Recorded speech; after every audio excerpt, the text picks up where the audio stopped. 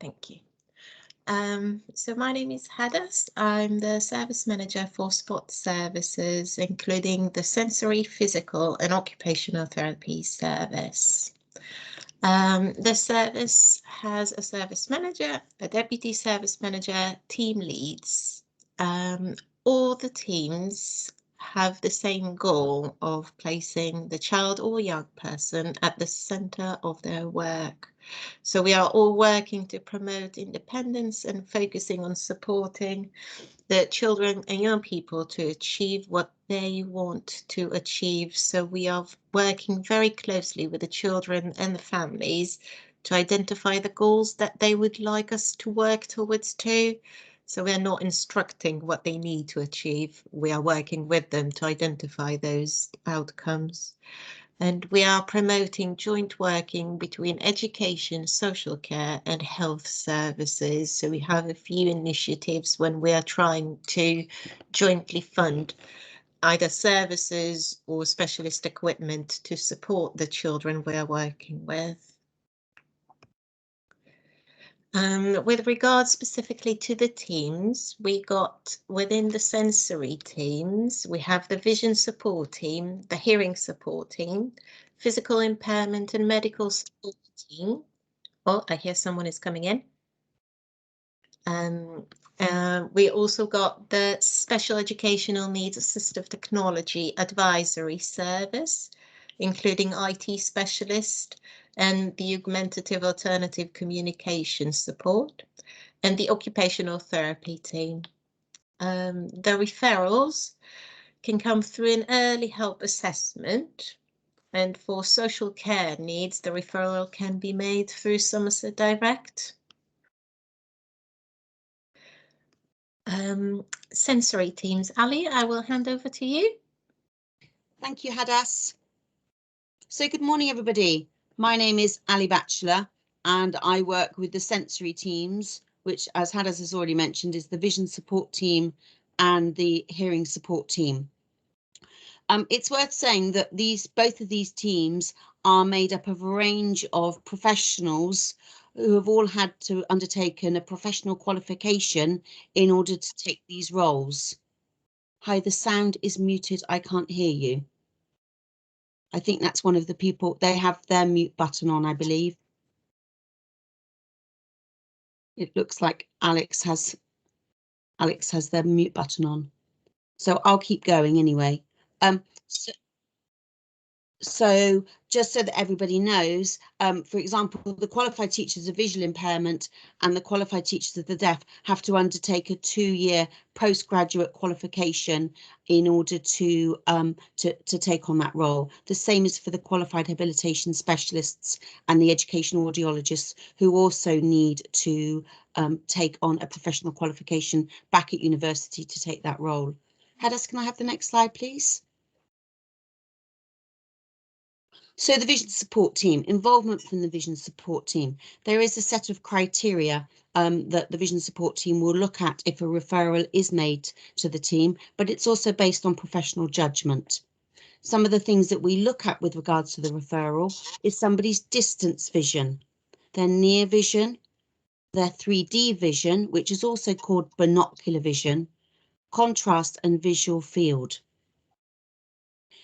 The information and strategies which can be given to support access to learning and independence by the team can also include information about the effects of a visual impairment that it might have on a child within their setting. The staff undertake something called a functional vision assessment, which allows them to then decide what are the most appropriate strategies and recommendations that they need to put in place in order to support the child or young person effectively. Some of the children and young people that we teach need to learn Braille, so we do that face to face. We also run generic and early years visual awareness training courses, which can be very useful as a foundation for learning more about vision impairment within the setting. We also give a lot of advice on using specialist equipment and the modification of curriculum resources. This also includes modification of exam papers around the times of SATs and GCSEs. Next slide, thank you. Part of the vision support team is also made up of the Habilitation Service. The Habilitation Service is able to go into settings and homes to help a child's mobility needs, look at their daily living skills and communication. They can work both with the child, the parent, and more recently now, a lot more with the home as well. And that's really lovely. I had a lovely example yesterday of a young girl who said she didn't want to hold mum's hand anymore, and mum was really worried. But the advisory teacher went in and taught mum and the little girl some sighted guide training, which the little girl was really pleased about and happy to use as a safe way to navigate around the outside area near her home. Something else the Habilitation Service is involved in is the Certificate of Vision Impairment, and we're looking now at doing assessments in the home as part of that certificate registration. The hearing support team works very much along the same lines as the vision support team, who also have a set of criteria. Their support again is very similar. They look at advice and guidance and training to setting staff and to homes, especially around the management of hearing loss, about what the listening environment might be like, and also what equipment the young person needs to use. They also look at supporting staff with the development of communication and language skills.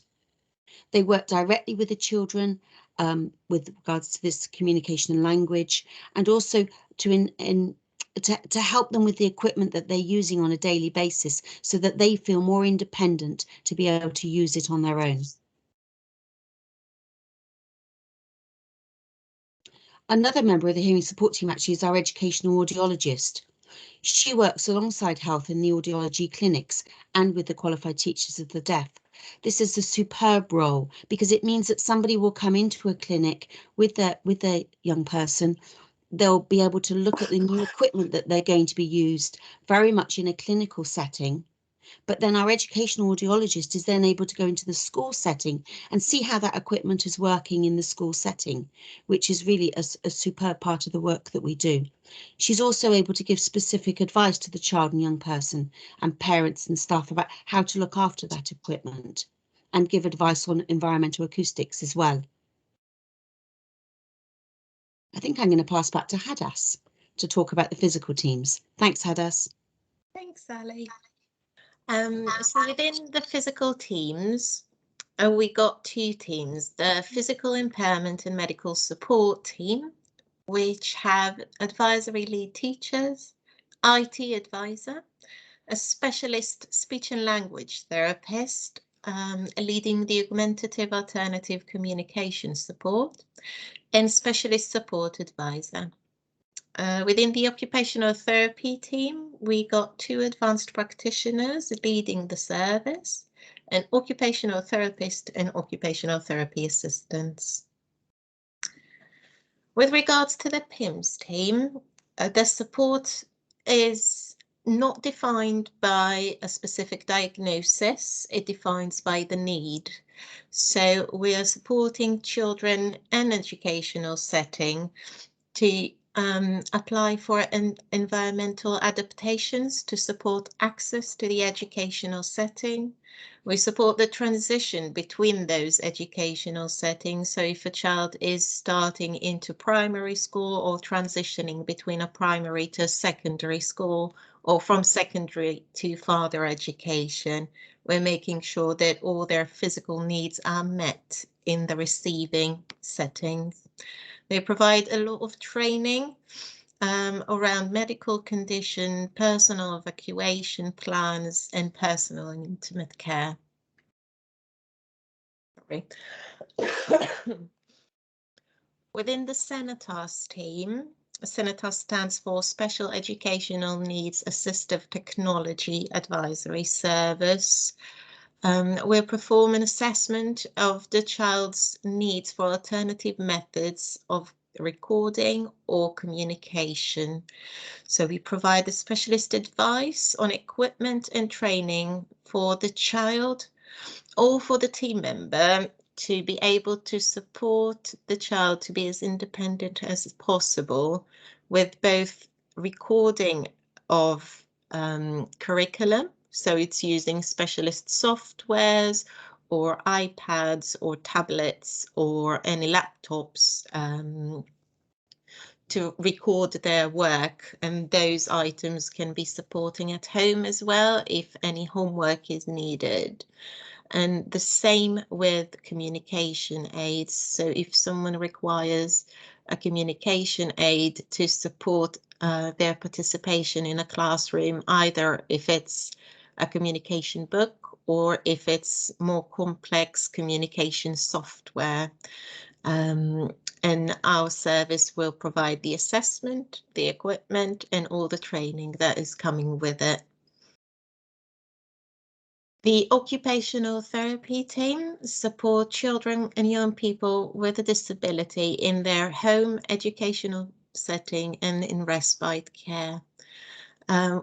The team offers a specialist understanding of the interaction between the person, their abilities, the environment, and the task that they need to perform. So if you'll think about those three as three circles, we're trying to get them to overlap as much as possible. The interventions are aimed to change the environment or the task to gain maximum independence. So we're not looking at teaching skills, but to change the environment or the task that they need to be doing. In the setting where we assess everyday childhood activities, so we would like to see the child performing self-care activities, play, eating, participation in school and family life, and any social activities outside of the home. The OT assessment in the educational setting is extremely important on transition when we're trying to understand how this child's needs can be met in the receiving educational setting. So if there's any adaptations or training that need to be taken place before the child's attend the setting, we will do that. And that's it from our presentation. I will close that now, and if there's any questions, we're more than happy to answer. I think that's bang on time, isn't it, Ali? I shall just turn off the recording now. Thank you.